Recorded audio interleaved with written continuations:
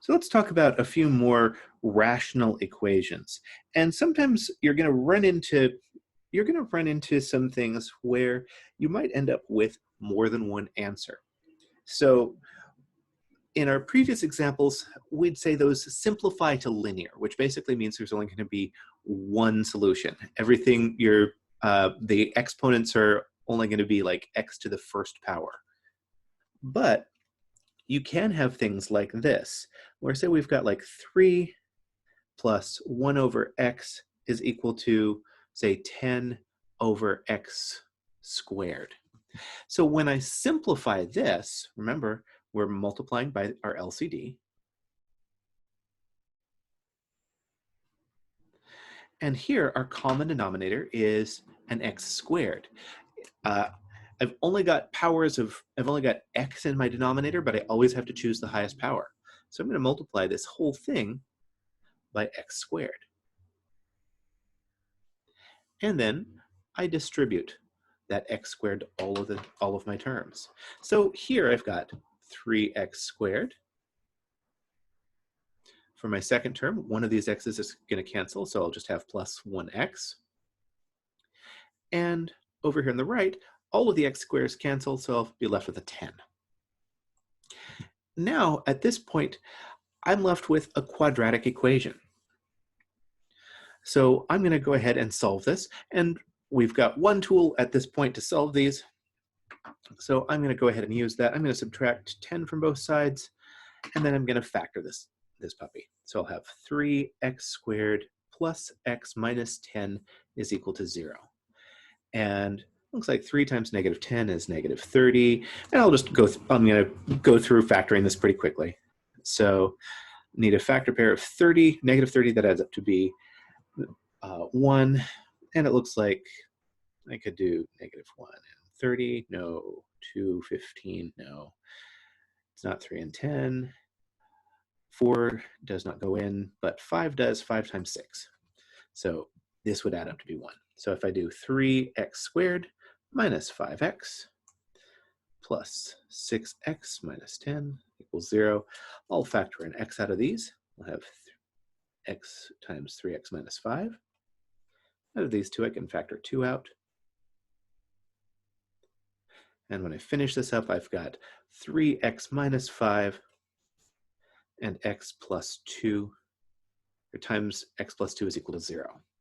And now I use this. So we've multiplied by our LCD. We've factored. And now we're using our zero factor property to solve.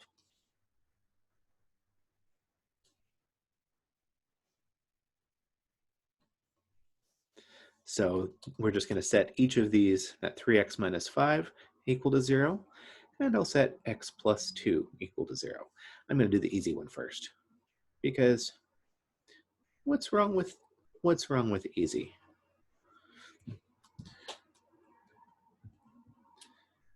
Okay, it's not pretty being easy. Let's go ahead and add 5 to both sides. 3x is equal to 5. Divide both sides by 3. And I've got x is equal to 5/3. So my two solutions here, my solutions are -2 or 5/3.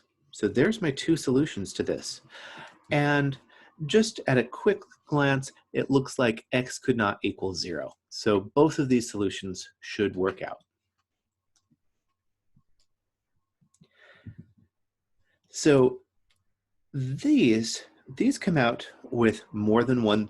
These are rational equations that can end up with more than one solution. But much of how we solve that is very similar to stuff we've done before. We need to get rid of our fractions, and we're using our common denominator to do that.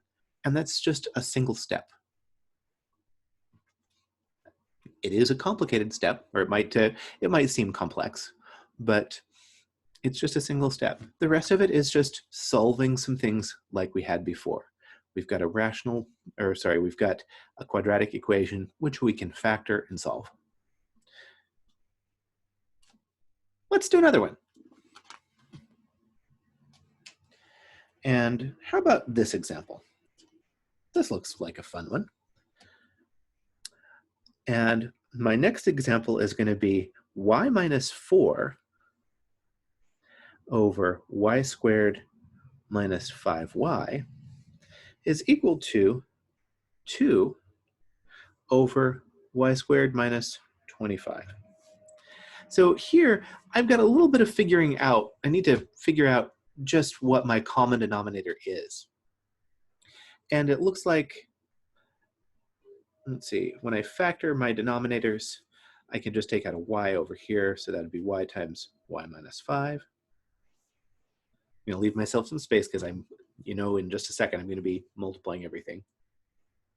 Got 2 over, difference of squares is going to be y minus 5 times y plus 5. So my LCD has to have all of these factors. So it has to have a factor of, it'll have to have a factor of y. That would cancel those out. It'll have to have a factor of y minus 5. And it'll have to have a factor of y plus 5. And I'm going to cram this in here, y plus 5. I don't usually like to cramp that in so much. Actually, I'm going to just do this over here, y plus 5. I'm still multiplying both sides by the same thing. It's just in a different order. But now, nice thing is, everything, all of those denominators cancel out. So over here on the right, I've just got 2 times y. Over here on the left, now the y minus 5s will cancel, the y's will cancel, so I'll have y minus 5 times y plus 4. I'll go ahead and I'll take an extra step to do this. Or y minus 4. So let's go ahead and multiply this out. Y times y is going to be y squared minus 4y plus 5y is going to be plus a single y, and that's going to be minus 20 is equal to our 2y. Now, I'm going to subtract 2y from both sides.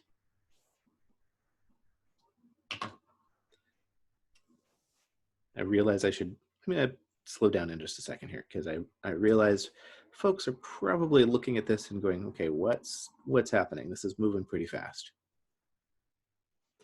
So we multiplied through by our common denominator, that LCD was y minus 5, and y plus 5.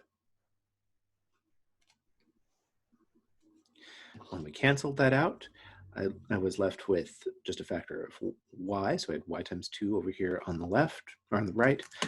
I had y plus 5 and my y minus 4 over here on the left. Multiply these out, and I moved all my terms to one side. And now we get to factor this and solve. So when I factor this, this is a simple one.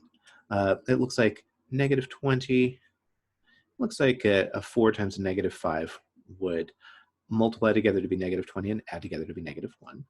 So this is going to be y plus 4 times y minus 5 is equal to 0.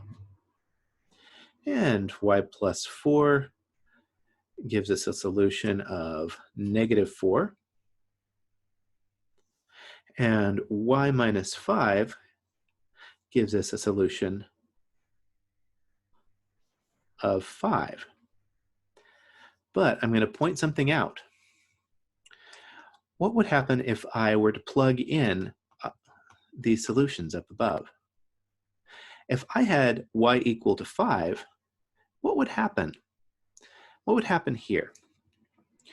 And it looks like, just looking at these in factored form, this y over y times y minus 5, if I were to put a 5 in here, this term would be equal to 0. That would do it on both sides of our equation here. So this term right here is going to end up being extraneous.